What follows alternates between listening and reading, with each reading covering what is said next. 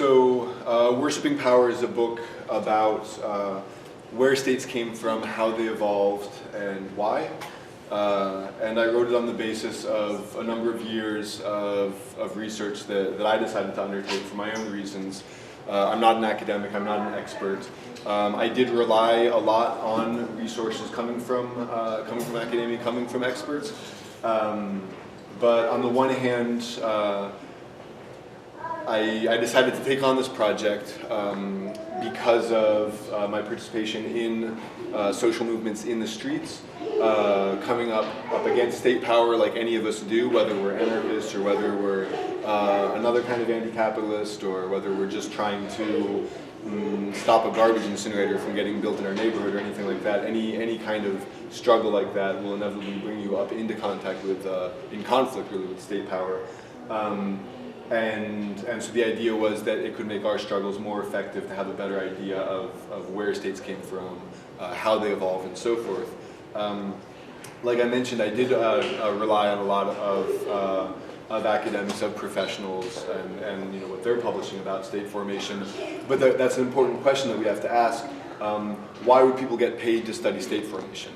And there are some notable and for me admirable exceptions. Some folks who within the academy study state formation from a liberatory perspective, from the perspective of people on bottom who were negatively affected by that process. But that's not where the money is. That's just a few cases. So aside from a couple tenure track positions for folks studying that, the money for learning about state formation is in places like Afghanistan, Iraq, Syria, Somalia, where state power has collapsed and where dominant states like the US are paying professionals to prop up state power or to reestablish a new state more thoroughly under their control. So no knowledge is neutral. Knowledge is always framed, it's always organized in certain ways that affects how it can be deployed and even how we might understand it. So the vast majority of knowledge of studies about state formation still privilege the state as the default protagonist of history and as a necessary framework within which societies have to exist.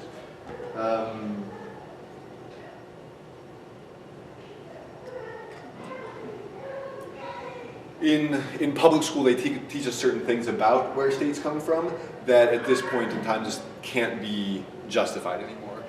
So a lot of the old stories about how states were inevitable, or states, like the Hobbesian view that states were good, they were needed to save us from a state of savagery and a state of brutality, and even ideas that cling on a little bit more tenaciously, like that states were necessary once societies grew to build and organize large, spread out infrastructures. None of those arguments can really be sustained anymore. In every case, we have examples of societies, also very large societies with high population densities or with very, very complex, spread out infrastructural works that were stateless, that were horizontal, oftentimes that worked better than state-organized infrastructure. So there's a lot of, for example, Vandana Shiva in India, others in Africa have documented examples of decentralized, horizontally organized infrastructure works for irrigation that worked much better than what, in both cases of East Africa and India, what the British Empire imposed, their scientific, supposedly superior irrigation works, but that weren't designed to help people meet their needs, because that's not what states do. They were designed to impose monocrop cultivation for export, for the enrichment of the empire, and in times of drought those failed spectacularly, and folks there reverted to their autochthonous, to their own developed forms of irrigation works, which were actually designed to help people survive droughts and things like that.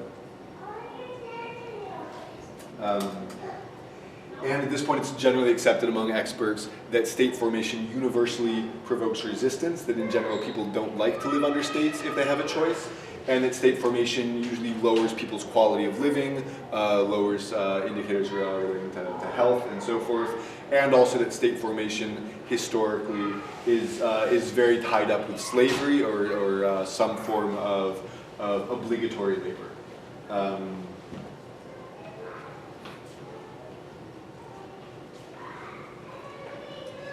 So there's, on the left, there's a lot of other theories about state formation, where states come from. These tend to share a few elements that I find not helpful.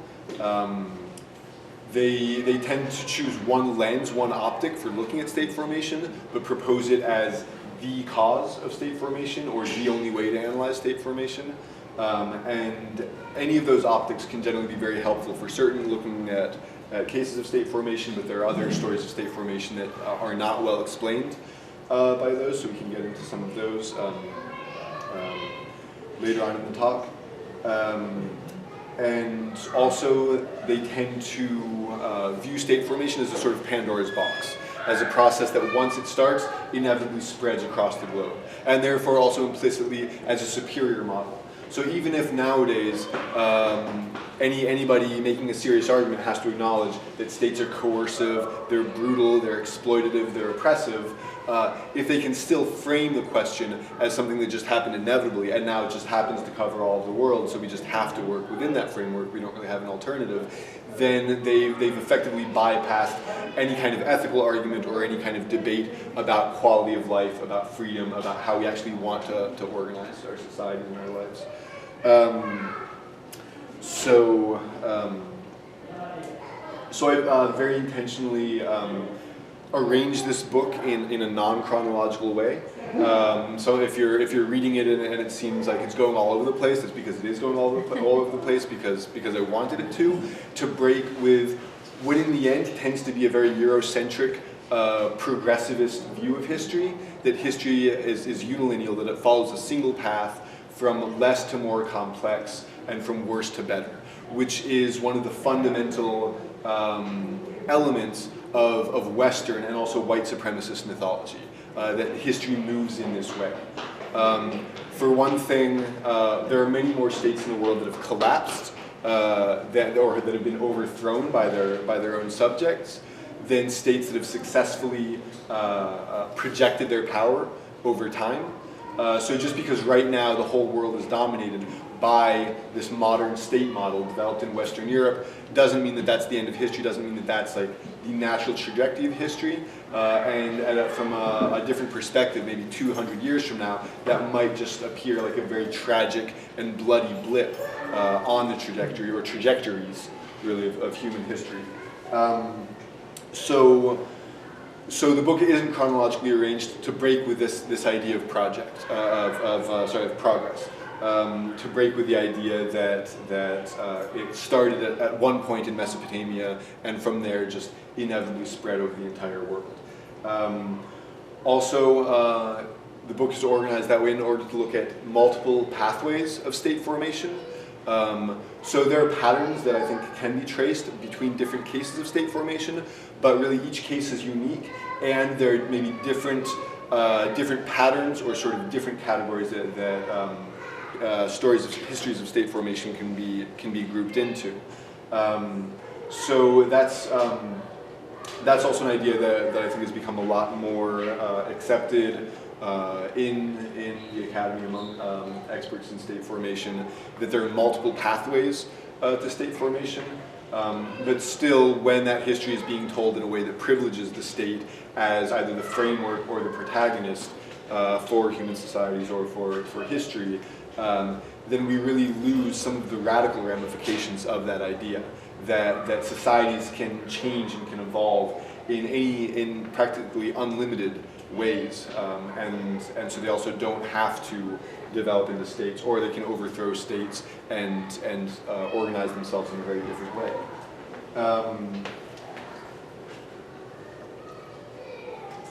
So I very intentionally was not looking for like the one theoretical factor, the one cause of state formation that would explain state formation in societies on continents all across the world. And actually, what I found seems to uphold that idea, that there are many different possible factors, but I did find one element that seemed to be present in every single case of state formation, and also every case where a non-state society was conquered by a statist society and then forced in some way through some process of colonialism to adopt a state structure. And that element is patriarchal social organization. It seems that every society that's developed a state, like I said, or that had a state imposed on it, in the first case, either had some forms of patriarchal power structures and hierarchies already in place and already normalized and accepted within their society, or in the second case, with the case of colonization, if they were a non-patriarchal society, it seemed that one of the very important activities carried out by the colonizers was to encourage patriarchal dynamics and values in that colonized society. And so that really, to me, communicates a lot about the dangers of partial revolutions. The dangers of, because like I mentioned, many states throughout history have been overthrown, and in a Eurocentric history, those are typically not described as revolutions. They're described as like collapses or some mysterious process.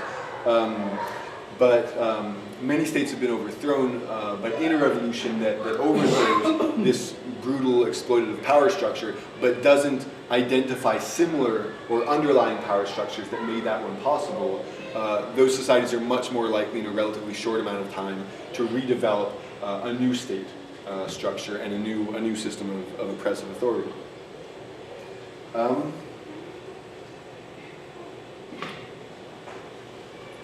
So that's basically the shtick on the theoretical model that I'm using. I don't want to bore you all by going into that in a lot more detail. If anyone wants to know like the definitions that I was using to define what constitutes a state, what doesn't, then like after this first part of the talk and like the more like question and debate part, please ask and we can go to that. But otherwise, it's fairly technical, and I'm not sure if y'all's interest is more technical or more theoretical or more how all of these things relate to our movements and our struggles today. So there are a lot of different axes along which we can follow state formation, way more than we have time to go into today. So I wanted to like name a few possibilities and just ask what y'all want to go into to see what's more interesting for you. I will say that one of them I'm going to go into anyways because I think it's easiest when looking at that one to see how the study of state formation is relevant to our struggles today. And that's looking at the democratic model of the state. So that I think it becomes pretty obvious how that could be relevant to us today.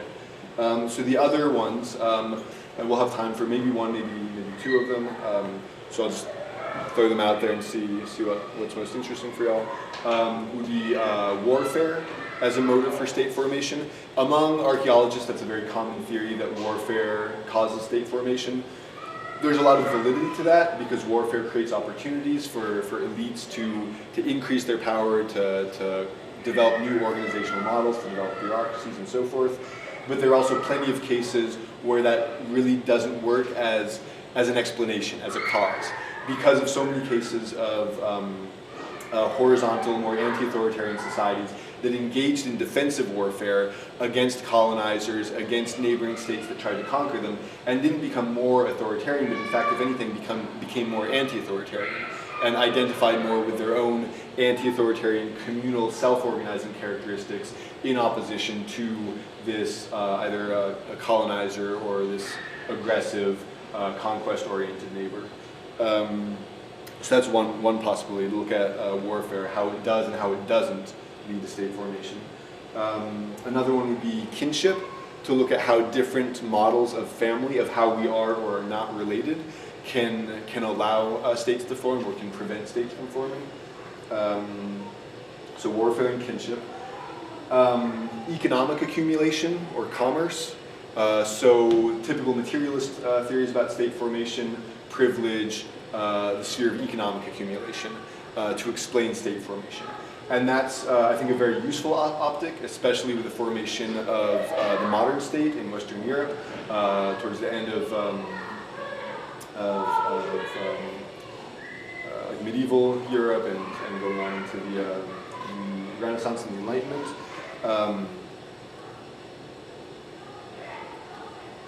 but it also leaves a lot out, and there are also many histories of state formation that can't be explained by that model. So, okay, warfare, kinship, economic accumulation, spiritual accumulation. How a site of spiritual production, and I would define what that is if we go into that, can change a society's spiritual values in such a way that authority and that eventually oppression and exploitation can be sold as sacred, can be sold not only normalized but passed off as these really valuable things and also necessary for being spiritually human, in the way that when you have a society in which spirituality isn't created in a diffuse way, it isn't created by all of us together, but it's created by a specialized elite, by like a priest class, how they can create a spiritual system in which, in order to be fully human, in order to participate fully in your community, you actually have to reproduce these values of obedience, of worshiping power. And that's particularly useful to states that don't yet have the coercive ability to force people to obey. And then the last one, since I'm going to talk about democracy, would be ecological crises. As far as I can tell, it seems that states inevitably destroy their environments. They inevitably destroy nature. And many states that have collapsed because of ecological crises they've triggered. In the past, that's been on a regional scale and not on a global scale like we're seeing now. But there are also many stories of states that actually take advantage of ecological crises that they provoke in order to increase their power. And that's something that we would definitely see in the world around us. We can already see early signs of this as states try to, at the moment very incompetently, try to deal with climate change, but also deal with climate change in a largely military way and also as an opportunity to exploit in order to increase or improve techniques of social control. So really quick again, that would be warfare, kinship, economic accumulation, spiritual production, and ecological crises. So feel free to just raise your hand or shout out, just to get a sense of maybe if there's one or two of those that are particularly interesting. Spiritual production. Spiritual production? Ecological. Ecological? Warfare. Warfare? Alright. We may have to... we got two on ecological. I won't make y'all vote, but we did play rock, paper, scissors to see which options we go into in Columbus. So let's see. So ecological has been repeated, and then warfare and spiritual production have been. I'll defer. You'll defer. No, warfare is good too. Yeah. I'm happy with any of them. Any tiebreakers out there? I'm going to go with spiritual as well. But that doesn't really help. Well, no, because then we'd have two each for spiritual and ecological. Yeah. Were you going to? Ecological. Ecological? Okay, spiritual and ecological. All right. Great. So the loud ones. Pretty quiet All right. So I just realized that I left my notebook in the last... in the place that I just came from today, so that means that this version of the talk is going to be very easy listening. There won't be any dates or a lot of specific figures or anything like that, so I'll just talk more about general trends. So let's see, let's start off talking about spiritual production. One of the stories that illustrates that really clearly is, as far as we know, the first story of state formation in Sur, in Mesopotamia, going back 6,000 years, so 4,000 BCE. So basically, agriculture was invented.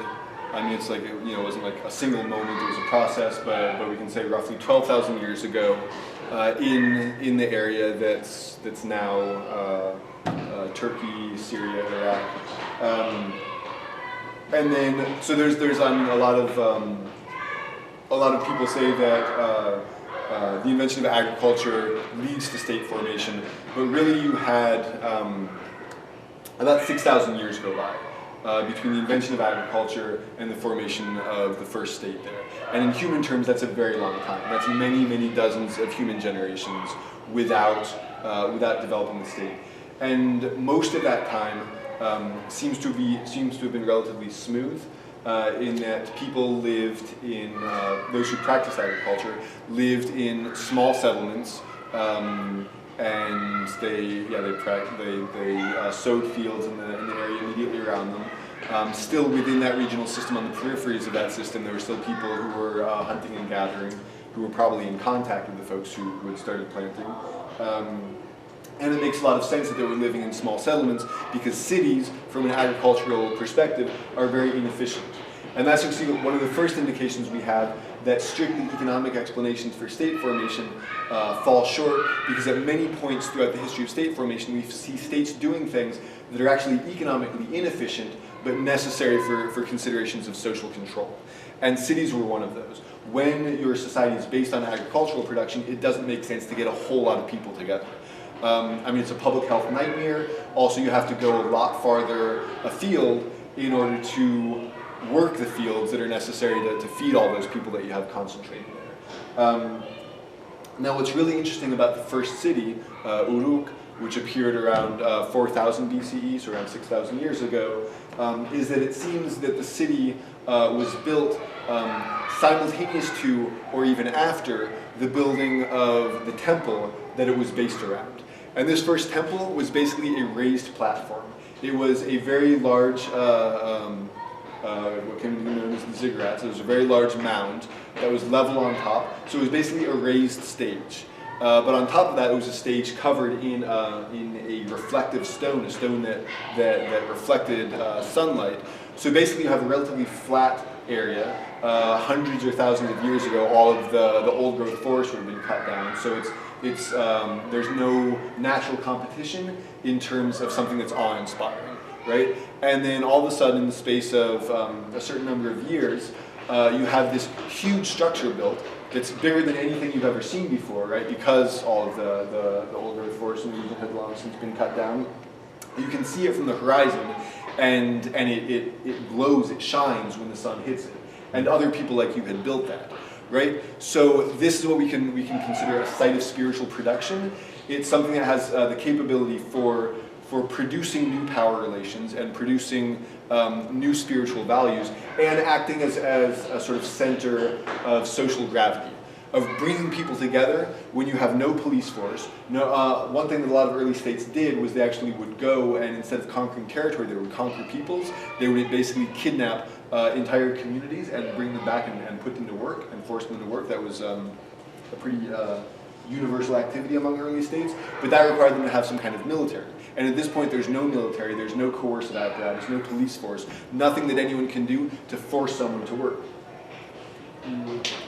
One thing I did mention, in at least some of these societies living here in these small settlements, they did have, at the very least, light forms of patriarchal organization, in which it seems that the eldest male of the highest status lineage in each community seemed to be the person who was sort of the intermediary with the spirits, potentially ancestor spirits or local deities. But there were some light forms of inequality that had been normalized and legitimized. But those people didn't have, those priests or ensi didn't have the ability to force anybody to work, to kill anybody, to severely punish people. They had to work more charismatically, convincing their community rather than forcing people to do things. But so when you have this this temple, you have this gravitational force, you could say, that pulls people together. So that was fundamental to the construction of the first city. And once you have a larger concentration of people participating in this spiritual experience, participating in this performance, right? Because we have this raised platform, so what we're dealing with are spiritual performances and spectators that are coming together to participate in this, albeit passively. Then you also have a larger number of spiritual performers, of priests, of spiritual specialists together in one place, coordinating and creating new organizational opportunities, creating new opportunities to create structures that in these really small, diffuse, dispersed settlements they could never have created. And hand in hand with having the possibility of creating these new structures, they have a much larger audience than they ever had before, and so they have the possibility to work on their society's spiritual values in a way that they didn't have before.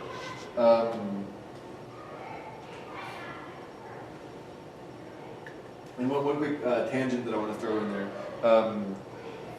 Well, I'm talking about spiritual production, but I very much don't want to give the impression that I'm talking about superstitious as opposed to reasonable societies or anything like that. I think every society has its mythologies, every society has spiritual values, and some of these values promote communal, horizontal, and ecocentric living. Other sets of values promote the worship of authority figures, and others, like in our society, promote the idea that we have no spiritual ideas, we have no mythologies, that everything that we believe just so happens to be a cold, hard fact, and there's no question of cultural framing or anything like that. But then it also happens to teach us that the earth exists for our benefit, that any invention that can be invented should be invented, and that there's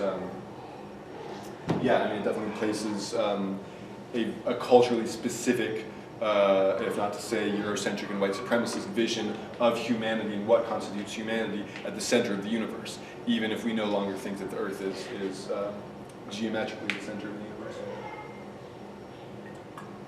So,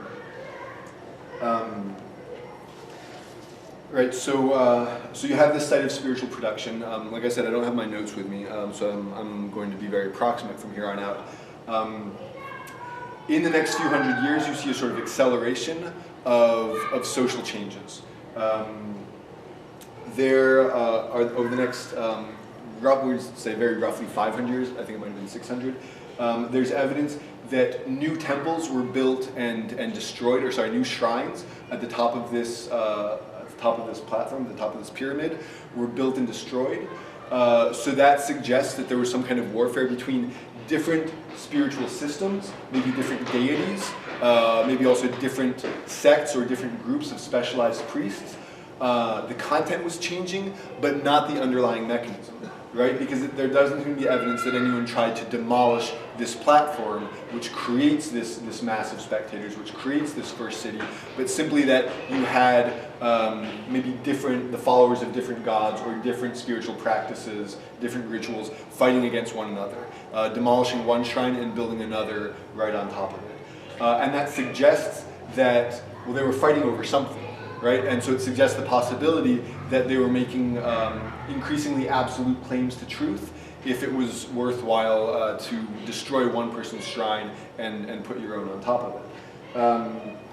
And then after about 500, I think 600 years, you get the first closed temples on top of the structure. That is very, very significant because it means that you're limiting who can participate in these spiritual rituals. You now have a closed structure that not everyone in this growing city can fit into, which means that probably the majority of the population there is now excluded from full participation in their society's spiritual life. But it also means that the value of that spiritual production is growing because now it's secretive. Now there's a secretive aspect to it. So we can infer that these priest classes, these specialized priest classes, now had insider's knowledge. It was now a professional caste that controlled knowledge and that could exclude parts of that knowledge, or rather prevent the rest of their society from gaining access to the full body of that knowledge. And it also meant that the force of gravity that they had created, the spiritual integration that they had put into play was so strong now that people could be excluded and they wouldn't just go home. That was now permanently their home. Right? Because at the beginning I talked about how this had to be a voluntary process. They had to create something that drew people there.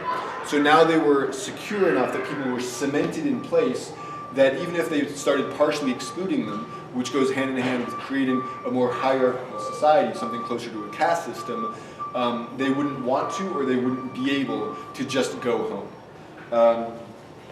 And then it's a few hundred years after that that we have the first archaeological evidence of organized warfare, of armies, of defensive fortifications around this first city-state, Uruk, and the other city-states that subsequently had sprung up in the region, and that were now engaging in warfare one against the other for another period of a few hundred years until political unification was achieved throughout this entire regional system.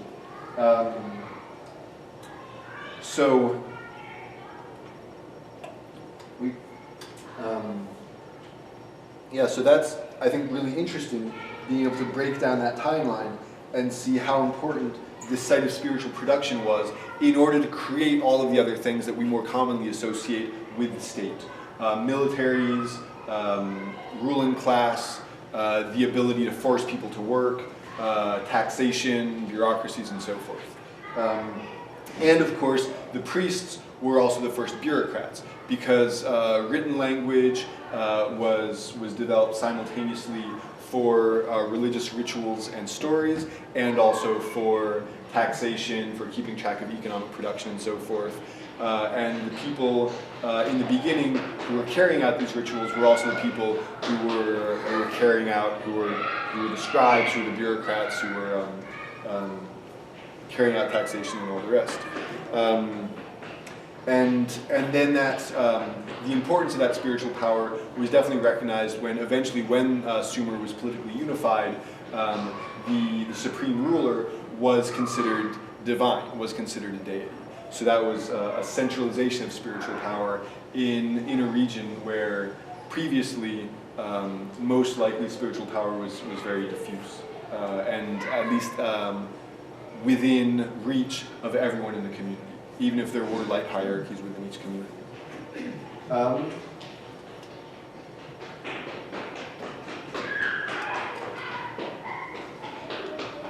In the case of the Inca state in the Andes, it's also very interesting. They developed their state sort of as a combination in some ways of Quechua and Aymara populations, which inhabited very different geographical, ecological terrains. So that's not so common, having a state develop bridging to basically Andean highlands and then like Las Yungas, sort of jungle valleys, where very different types of economic production can take place. And so networks, which were basically combinations of trade and spiritual networks. In fact, it seems that those categories, in fact, would be inappropriate, that those would be one and the same within that society. The movement of goods and the movement of spiritual ideas seem to be very connected. One of the ways that the Inca state integrated other societies was basically by including their god into the Inca pantheon, subordinate to their gods, but basically, instead of just obliterating their beliefs, including them within their network. But also this network, it was used to move a lot of goods across a huge area and between very different bioregions. And the interesting thing is, okay, this gets more into ideas of economic accumulation, but before the idea of currency, of monetary exchange could even make sense, because if you sit down and think about it, that's really an insane idea. Like everything that you can see around you is worth a certain number, and that's really important. And we're going to spend our whole lives trying to accumulate more of these abstract numbers. That's a pretty insane idea to convince people of. A lot of the things that were being moved throughout this network, which was largely controlled again by specialized priests, were items of spiritual value, items that we would say have no utilitarian value. So for example, tropical bird feathers that were used in very important rituals. But that actually is a much more convincing process by which to give something value than the idea that we've practically naturalized of monetary exchange or monetary accumulation, right?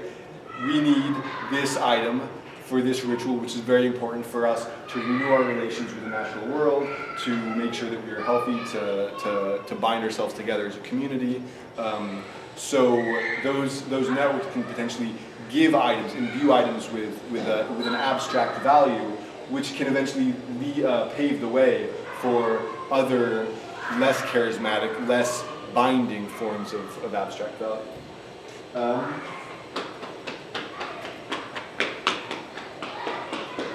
Let's see, how long are we speaking? All right. The other one was ecological crisis, right? Okay. So, let's see. All right. Trying to because I don't know a few details.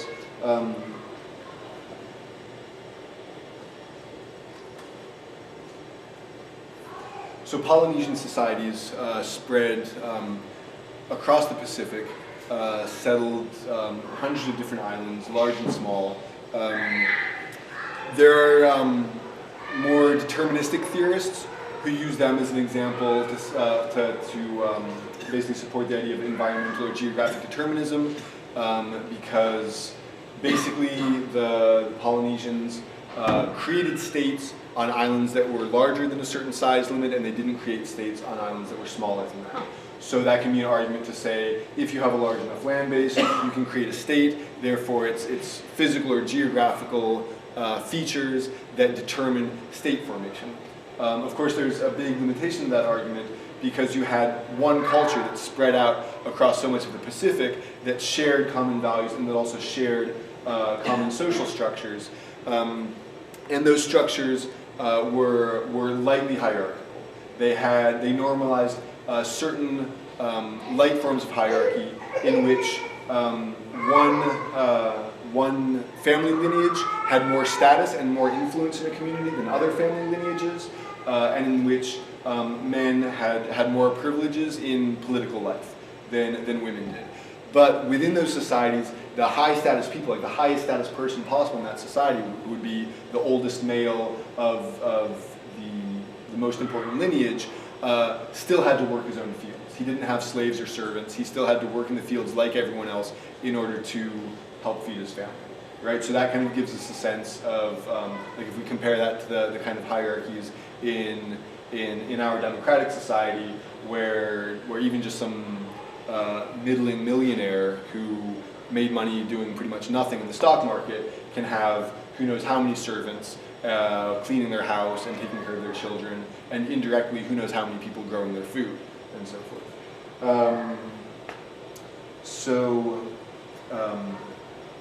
When Polynesian peoples got to the Hawaiian Islands, specifically the large island of Hawaii, like elsewhere, they had boats full of domesticated crops, trees, also wild-growing crops that they were more familiar with and that were also food-producing or wood-producing or something else, domesticated animals, and so forth. They basically brought their entire ecology and economy with them, and then planted that across Hawaii, transforming the island, and then spreading out over the island, their population gradually growing over time.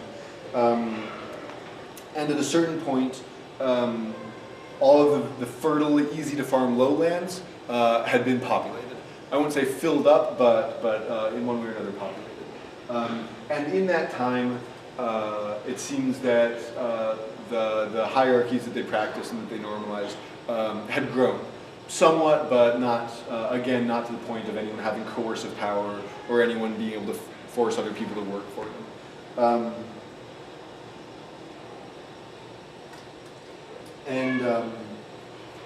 Let's see, then something happens, which it seems that a certain number of people started leaving the lowlands to farm on the steep hillsides, on the mountainsides. And generally that means having to work harder. It's a more difficult terrain in which to practice farming. And on that material level, it could mean potentially a lower standard of living, right? But a lot of people were choosing to do this. It's very, very possible, especially since it seems that those settlements on the hillsides didn't have these internal hierarchies, that people were choosing a slightly more strenuous, slightly more materially impoverished way of living that also granted them more freedom. And that's another thing that usually doesn't come up among the experts in academy. Western professionals generally hate the concept of freedom, and if you bring it up, in my experience anyways, they usually just try to problematize it away. Well, how can you define freedom? Just kind of play that game and like whittle it away until like you're not talking about it anymore, and you're only talking about things that can be measured and quantified and so forth. But again and again and again throughout human society, we see people taking very great risks even, or rejecting greater material wealth in order to achieve their freedom, in order to live in a way that's more free. And I'm going to talk about this later when I talk about democracy. Freedom is not a universal concept in the sense that it means the same thing to everybody. And particularly in the West, we have what I would consider a very, very corrupted sense of freedom. But even though there's no one definition for it, I think it is something that's constantly there on the human horizon that motivates people to act in certain ways. So you have folks who are living in more material poverty, but also more equality, farming on the mountainsides on the island of Hawaii for a few hundred years, or maybe just 100. Actually, don't quote me on that because I don't have my notes, like I said. But then something happens. Very, very few human societies have figured out how to carry out agriculture on mountaintops. So we definitely can't fault the Polynesians for not being able to, because I mean, the United States, we've destroyed the soil on our flatlands, right? So I mean, we can't even like farm sustainably on flat river valleys. So after a certain amount of time, because they were cutting down the trees to feed themselves, they experienced erosion, and the fertile soil went downhill, which meant two things. One, they couldn't support their populations there anymore. They couldn't feed themselves on the mountainsides anymore. And two, they basically just refertilized the increasingly hierarchical societies downhill in these more ideal bottomlands. And then they had to go back to those very bottomlands in order to find a place to live. This is speculation, but sometimes it helps as long as we're not claiming that we know that this is how things happened, but to try to get a sense for how things might have happened. If you have people rejecting these high status families, no longer living in a situation where they have to give certain gifts, certain obsequious offerings, and take a more submissive role in certain rituals under these higher status families, and they're living in this more communal, more decentralized way, we can imagine that possibly there was some bad blood there. Possibly there was some outward act of rejection of this other way of living. But now they have to come back, potentially with their tail between their legs, and look for the hospitality of the folks in the bottomlands, who are increasingly controlled by these higher status families. So that's what an authoritarian would understand as an opportunity, right? And what we might look at as a potential conflict. There's that's actually a situation we've seen in a lot of different societies. I personally think that any decent community, when faced with folks who are coming, who know, because of some disaster, or catastrophe, or crisis, have lost their ability to feed themselves, and are coming to you, that you open your doors, you share with them, and you welcome them in. That I think for most of human history has been a pretty common idea, even if nowadays, when people cross imaginary lines and have the most minimal expectations, but extremely minimal of hospitality, they're criminalized and subjected to extreme violence, as happens in our society. So another quick example to sort of look at that mechanism, Peter Kropotkin, in his History of the French Revolution, which I highly recommend, looks at a certain conflict that was happening in the countryside in France during this big bloody revolution. So liberal and even more sort of progressive left historians sells the French Revolution as like this great step forward for progress for humanity. and also, part of one of the factions of the French Revolution, the Jacobins, were also an important model for Lenin, for the Bolsheviks. A lot of people were killing one another in that point in time, but one thing that's not looked at so often is actually a major genocide that took place in the French countryside, where actually hundreds of thousands of French peasants were slaughtered by the revolutionary government, by the Republic. The official history says that these were superstitious peasants who were supporting the Catholic Church and who were supporting the counter-revolution. And there's some truth to that, but it's also a lot more complicated than that.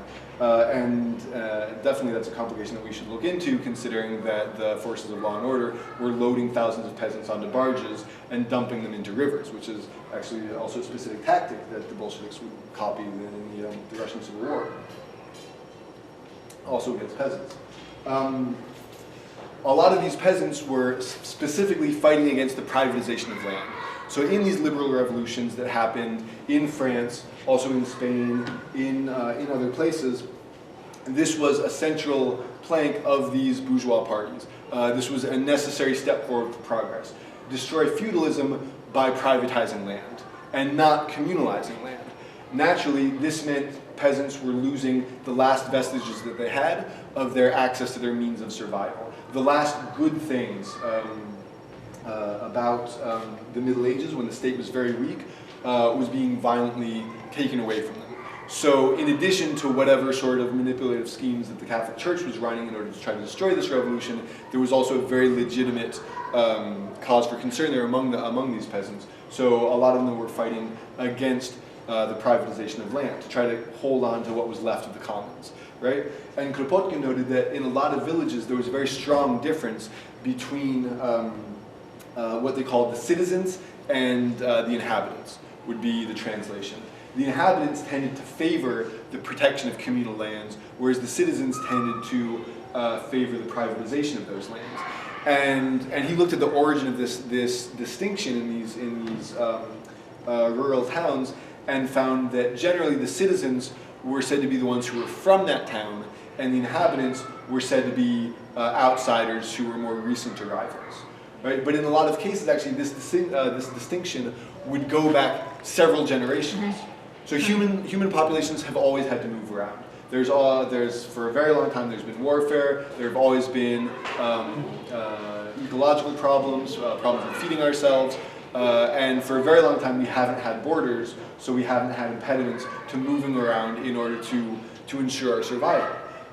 Going back to this question of hospitality, of a different ethos or different community values, what happens when you're living in a place and other people do that most human of things, which is to move there, looking to ensure the continuation of their survival? Do you welcome them in? Do you kick them out, or do you welcome them in and establish certain conditions? So we can imagine a more stingy, less generous society saying, all right, y'all can come in, but we're going to place these limitations, right? We wouldn't be so cruel as to charge y'all rent, because that's something that only a tiny minority of the most bloodthirsty individuals in human history would ever do, charge money for land. But feudal economies were actually very complex. They had very complex property relations, and there were dozens of different terms for different property relations in terms of whether, like, a piece of land, maybe you can plant wheat there, but then you get to have your herd graze there after the first wheat harvest, and then you get to go there for the gleaning, so after the harvest to pick up what's left of the harvest, and you get to go over the land in order to have access to a well, and you get to plant fruit trees around the border, and stuff like that. And all these had very specific terms, and they were specific concrete relationships. So that actually created a whole lot of opportunities for people to say, okay, you can move in here, you can farm this land, but you don't get first gleaning rights, or you don't get forage rights, or you don't have access to this forest for your firewood, for your fuel, or something like that. So they had opportunities to create sort of second-class citizens, or in this case, citizens and inhabitants. And generations later, that would create a very, very meaningful division in that society in terms of how these different, essentially, classes are relating to a very, very important bloody conflict. So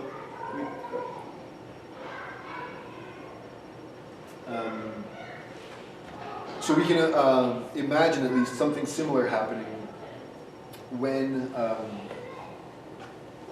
these folks moved down from the highlands in Hawaii to the bottomlands that have recently been refertilized, and which also we can surmise hadn't reached their population max because they were able to take on this new population and continued growing after that.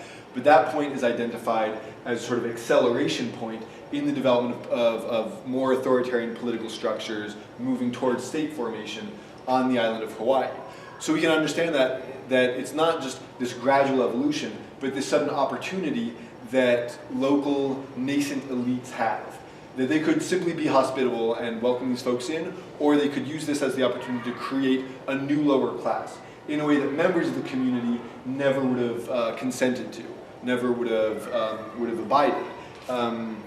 And so now with this new lower class, you have more mechanisms for the accumulation of wealth that can be used for also, among other things, supporting more military campaigns. Because the different societies, the different, oftentimes federations that existed on the island of Hawaii often engaged in warfare against one another. And so that gave an opportunity for these elites to increase their power, to normalize stronger forms of domination, and or also to avail themselves of more resources and organizational forms.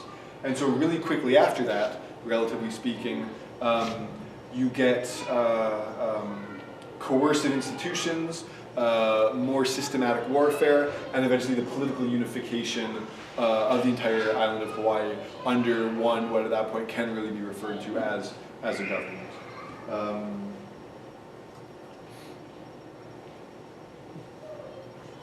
And it's really interesting, there are some theories that a similar thing happened in ancient Egypt on the Nile River Valley, that one year very, very heavy flooding created this huge mobile population that had to relocate, and that the upriver polity had the opportunity to organize as a labor force, using both charity and exploitation, as they often go hand in hand in our society today. So that would be one example of an ecological crisis. And to talk about today, when NATO met in Strasbourg to discuss climate change and responses to climate change, does anyone here? So it's North Atlantic Treaty Organization, probably the largest military organization in the world, linking together many of the most powerful states in the world, and they had a talk about climate change. Does anyone here know what their proposed responses to climate change were? Militarizing the borders and biometric IDs, right? So, just regular folks at home who don't don't take charge of their own education and just sort of rely on the media to inform them about the world would think that they heard that wrong. That to them would seem like a total non sequitur. What do militarized borders and biometric IDs have to do with climate change? But of course, NATO is taking a very, very pragmatic look at the situation. They know that as they increasingly destroy the global south and the ability of the global south to feed itself, millions and millions more people will have to come to the global north just for reasons of survival. And they are, in true form, preparing a military solution, killing more and more people on the borders and making sure that they can better control potentially marginalized aspects of their domestic populations to have better control over these uprisings that we've been seeing increasingly throughout North America and Europe. So that hasn't changed. They're the ones responsible for destroying the environment, and when things fall apart and people are faced with starvation, not to mention all of the other millions of life forms that are getting annihilated, they see it as an opportunity, which for me really, really drives home why the parts of the climate movement that continue to take states seriously and continue to grant them legitimacy are I think, committing a grave error, because how can you possibly have a solution to a problem in which millions of people have already, not died, been killed, and then not only allow those responsible for that killing to be at the table where you discuss the solution, but you in fact allow them to monopolize any possible discussion of what the solution is. So, I'll just throw that out there. So finally, hopefully I haven't been talking at you all for too long, and no one's getting bored yet, but I want to talk about democracy and like the democratic model of the state.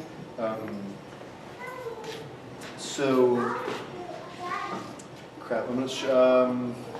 I think this was 2300 BCE, but again, I lost my notes. So the late Bronze Age collapse, more than 3,000 years ago. So in the Eastern Mediterranean, you had multiple states, like the Mycenaeans, the Hittites, one of the manifestations of the Egyptian state. And these had a lot in common. They were states based on territorial conquest. They were states that had slave economies and based a lot of their activity around capturing populations and forcing people to work. And they were also states that considered rulers divine.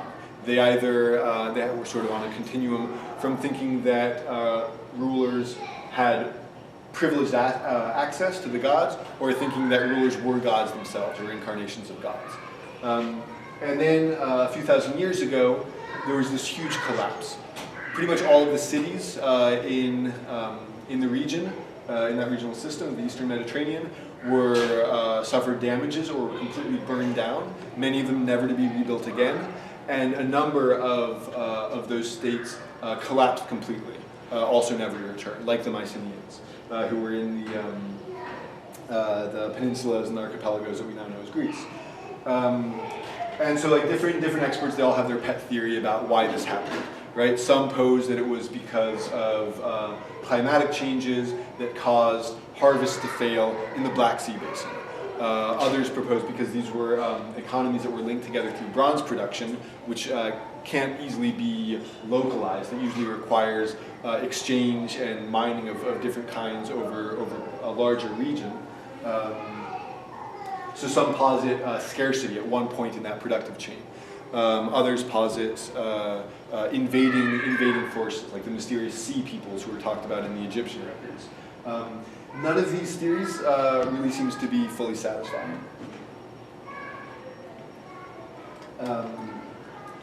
All of them seem to offer something, but none of them really seem to be able to explain the full picture.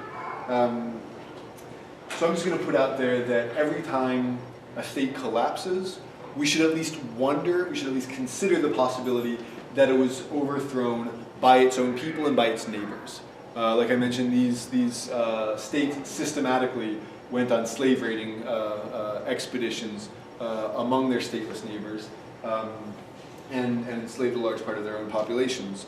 And that's one explanation that a lot of academics are just really loath to consider, that regular people could actually be the protagonists of history, that people would fight back against their own enslavement rather than being liberated. Of course, in official U.S. history, that's sort of the narrative that we've been given, that slavery ended because Abraham Lincoln and the brave Union armies liberated the slaves, totally ignoring lots of insurrections by African people on this continent. So they have this bias towards certain framings of history that makes it less likely for them to consider the possibility of popular rebellions. So this is a hypothesis. We don't have facts to be confident about this, but it is at least useful to explore, especially because it gives us potential explanations for what comes after, which I'm going to get to. But just to sort of play a thought experiment for a moment, let's imagine that all of these uprisings that have been happening over the last few years, and all of these social movements that we're participating in, get stronger and stronger, and eventually succeed in overthrowing states all across the world. But mixed with climate change and all these other more catastrophic situations, all electronic records get destroyed, and many records get lost, right? All across the world. And then 3,000 years later, whatever class of specialized knowledge producers are asking themselves the question, well, why did this happen? Why did these ancient civilizations fall apart? And one of them will say, well, it was because of climate change, right? Because my samples prove that all throughout the Mediterranean and in large parts of South Asia, where many of the most populous and strongest states were located, there was desertification. There was much less rainfall. But then another specialist will say, yeah, but on the east coast of the North American continent, where it's believed that one empire had its capital, there was actually an increase in rainfall right at the time of this collapse. So that explanation doesn't work. Another one would say, well, in the ancient cities known as Athens and Baltimore and Oakland and St. Louis, we found this archaeological layer of a lot of ashes and burnt artifacts. So we posit that there was some kind of and then we found some old extant economic records in Athens, for example, that spoke of an economic collapse and mass unemployment. So that must be the reason for this collapse. But then someone would say, yes, but we found a similar archaeological layer showing that people burnt their city down in Istanbul and in Rio de Janeiro, right in the same time frame. And we also found economic records showing that those societies were actually in periods of economic growth when that happened. So economic collapse couldn't be the explanation either. And another might say, well, it was warfare. In the country once known as Syria, we found a lot of archaeological evidence of warfare. But then someone would say, well, in this other place we didn't find any of that. And we could just laugh knowing that it was us who overthrew all these states, and that these experts just would never think that just regular people could be the protagonists of history. And what we do see is that there's a sort of Eros effect. There's an effect by which regular people struggling against authority and going up against supposedly much stronger enemies inspire one another across borders. So you actually see the really courageous revolts in the Arab Spring spreading across the Mediterranean on all sides and taking some kind of manifestation in countries that were technically dictatorships and countries that were technically democratic. You see a lot of inspiration between insurrections in countries like Greece that were in total economic collapse and countries like Turkey that were experiencing economic growth. But people basically getting inspired by one another, just like happened in May '68 across the world, and is also happening again. So that's one possibility, but let's imagine what effects that might have, if that's in fact what happened in the Eastern Mediterranean. Because several hundred years after this collapse, large parts of the Mediterranean become stateless again, and in one of them, the place that's now known as Greece, you have a new state appear several hundred years later. But this state was completely different from the one that preceded it. Decisions are made in assemblies instead of a culture of treating authority figures as divine. There's actually a culture of being suspicious, being skeptical, being critical towards authority figures, which is not the same as being critical or skeptical of authority in and of itself. It's a key distinction. They were based more on creating commercial networks rather than creating territorial expansion within a set of borders, and so forth. I definitely won't say that this is the first time that a state like this had ever appeared in the world. Actually, decision making through assemblies is really, really common in human history. But it does seem to be the first time that happened just in this particular corner of the world.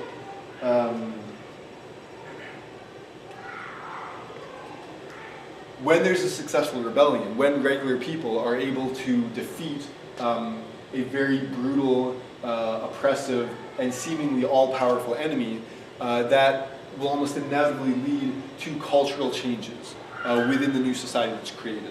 So you have a huge amount of population movement, right? Like I mentioned, like so many of the cities that existed at the time burned down. The people didn't just go away.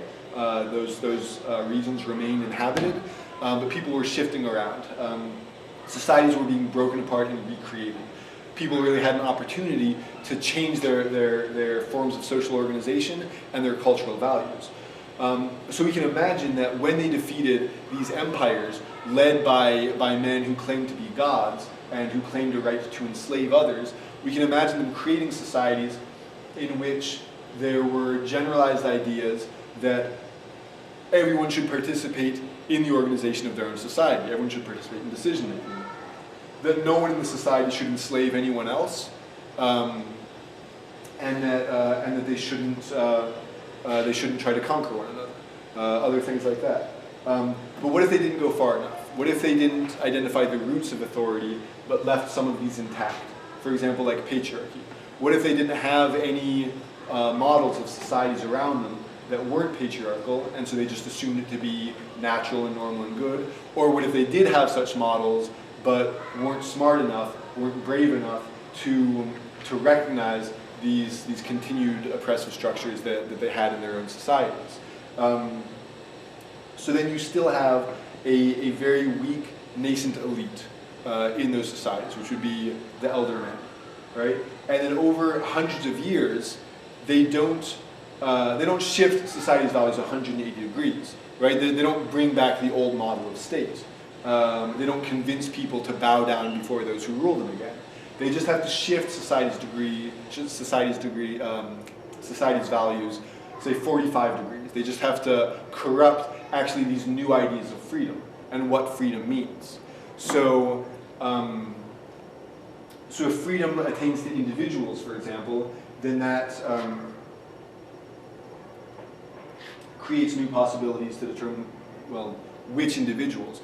If you've already normalized inequality between men and women, then you can talk about freedom as something that applies to men.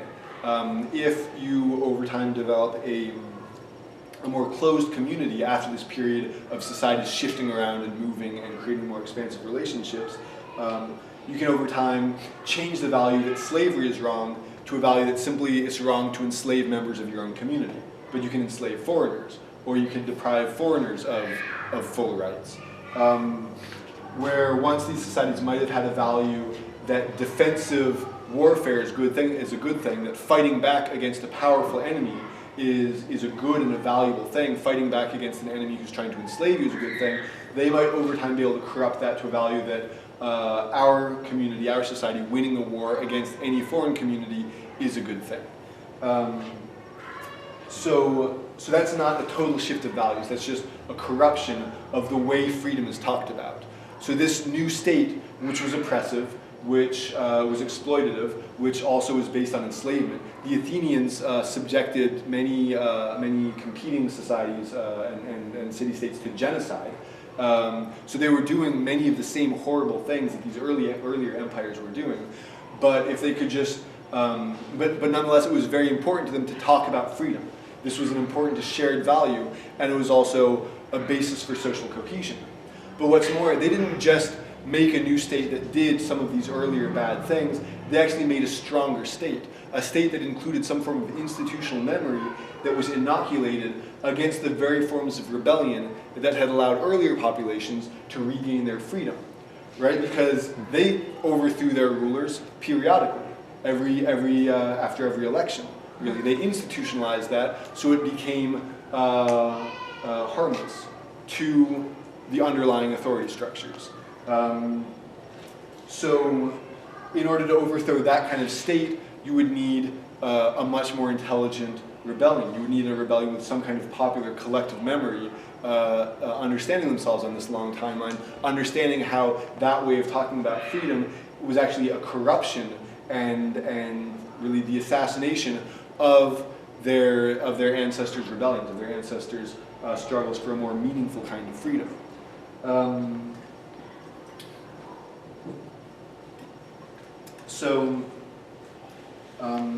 White supremacists, which is to say mainstream history, teaches us that Western society descends from ancient Greece. That's total garbage, that's myth. But it's important because things that are imaginary have very real ramifications on the physical world. There's one chapter in the book that deals with imaginary state formation, how state models can be preserved by proto-elites, elites that don't have enough power here and now to constitute a state, but they can preserve state models on an imaginary plane that basically serve as a constant blueprint, allowing them to more quickly recreate some kind of new state. So those imaginaries are very important. Myths are very important. And aside from this mythical continuity that Western states have fabricated with ancient Greece, there are also some interesting, very interesting parallels. So, yeah, about like roughly 1,500 years ago, when the Western Roman Empire collapsed, large parts of Western Europe became stateless again. And just really brief to talk about the Western Roman Empire, it was an extremely rapidly patriarchal society based on territorial conquest and based on a very, very violent form of slavery, in which people could be bought and sold with very few rights. Now we're taught that feudalism is awful and that after that you had a Dark Ages.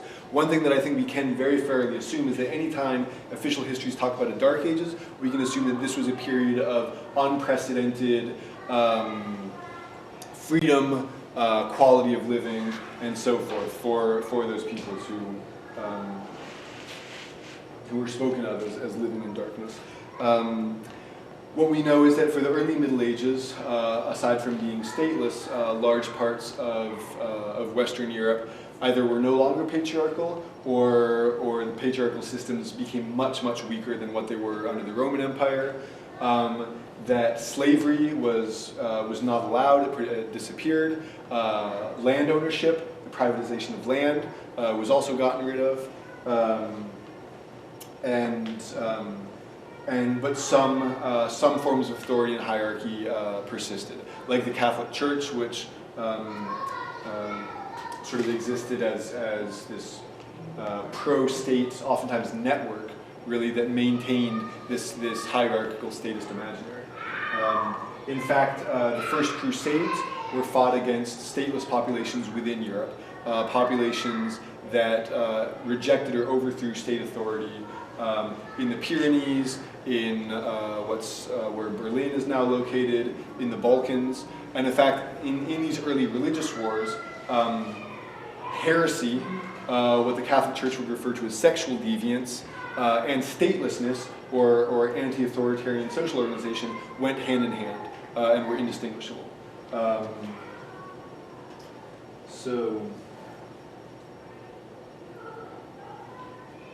But then over time, you have states being reformed. You have the Catholic Church there, keeping the holiness of authority alive.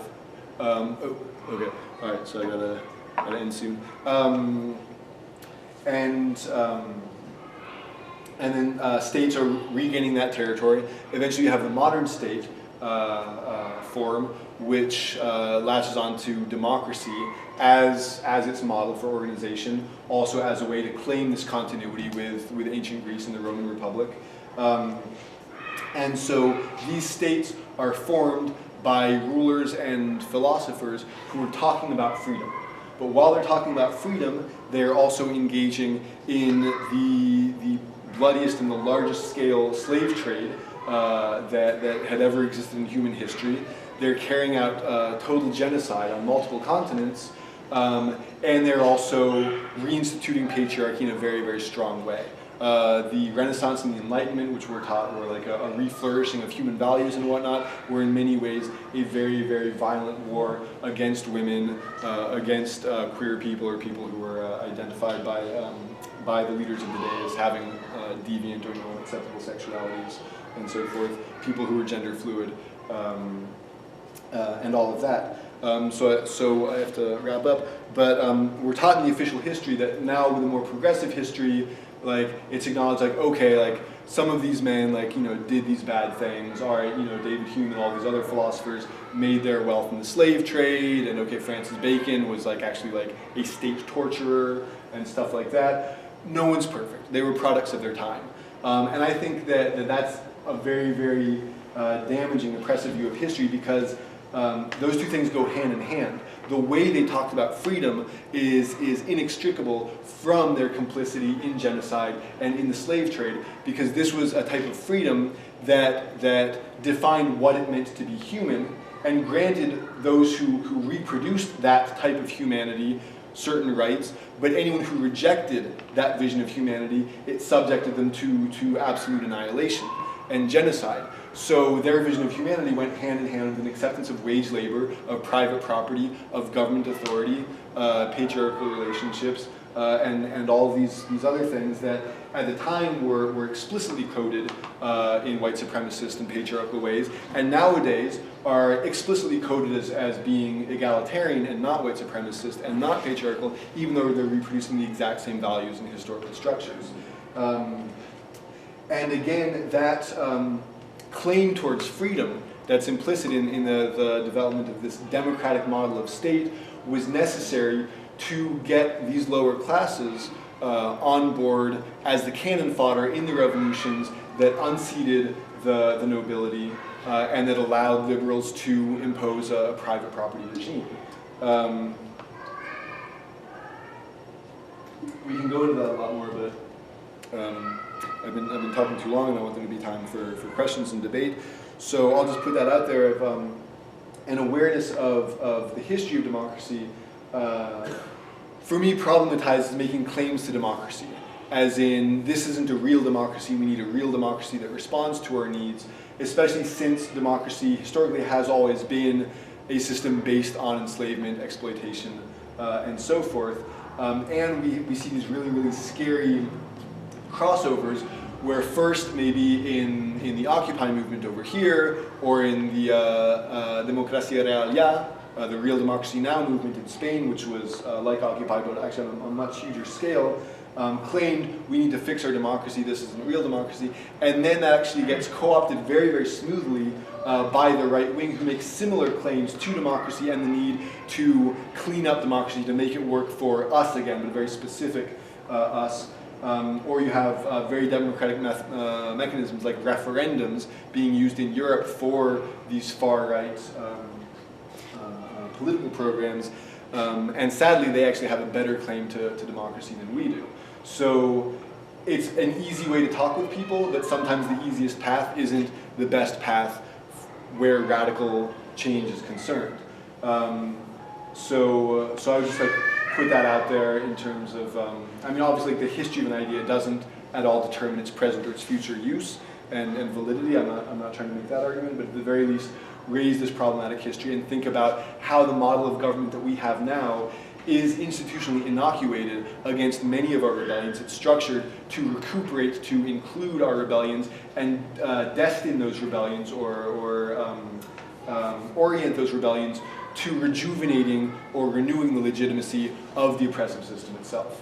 And especially since we have elections coming up this year and even bigger ones in 2 years, and in a year in which folks here have achieved amazing things with direct action, shutting down all of the airports in the country and being really the first ones to block, in this case, the Muslim ban, in what I think is on a worldwide scale like an unprecedented tactic, shutting down all the airports of a country.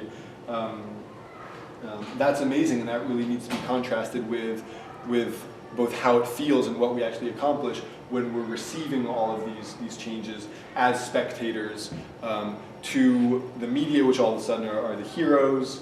I mean, they were facing a major crisis, and now they're the heroes because they finally figured out how to do fact-checking. Or these judges who have signed who knows how many deportation orders, but now they're the heroes because they block certain of these really extreme executive orders and so forth. So that that's why I think studying state formation, where states come from, and how they evolve, not as something that happened thousands of years ago, but as a continuous process, seeing as how states always provoke resistance and they're always more fragile than they're letting on, is immediately relevant to us today and will allow us to be more intelligent in our struggles today. So thank you all for listening to that very long spiel. I hope that was useful.